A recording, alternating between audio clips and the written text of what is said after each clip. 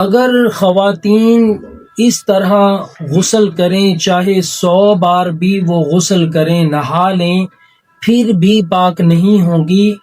اس کی وجہ میں عرض کرنے لگا ہوں، توجہ سے سماعت فرمائیے گا کہ ہماری بہت ساری بہنیں ایک بڑی غلطی کر بیٹھتی ہیں کہ وہ نیل پالش لگا کر غسل کرتی رہتی ہیں۔ یاد رکھیے کہ نیل پالش ناخنوں پر ایک تہ بنا لیتی ہے جو پانی کو جسم تک پہنچنے سے روک دیتی ہیں، جبکہ غسل میں یہ ضروری ہے کہ جسم کے ہر حصے تک پانی بہانا فرض ہے، لہٰذا جب پانی ناخنوں تک نہیں پہنچے گا تو غسل درست نہیں ہوگا، چاہے وہ 50 بار کریں یا 100 بار غسل کر لیں، اس طرح غسل کرنے سے پاک نہیں ہوگی۔ غسل سے پہلے نیل پالش ضروری ہے، اس کو اتارنا، تاکہ آپ کا وضو بھی درست ہو اور غسل بھی مکمل ہو جائے۔ یاد رکھیے کہ پاکیزگی ایمان کا حصہ ہے اور عبادتوں کی قبولیت کی بنیاد بھی طہارت پر ہوتی ہے۔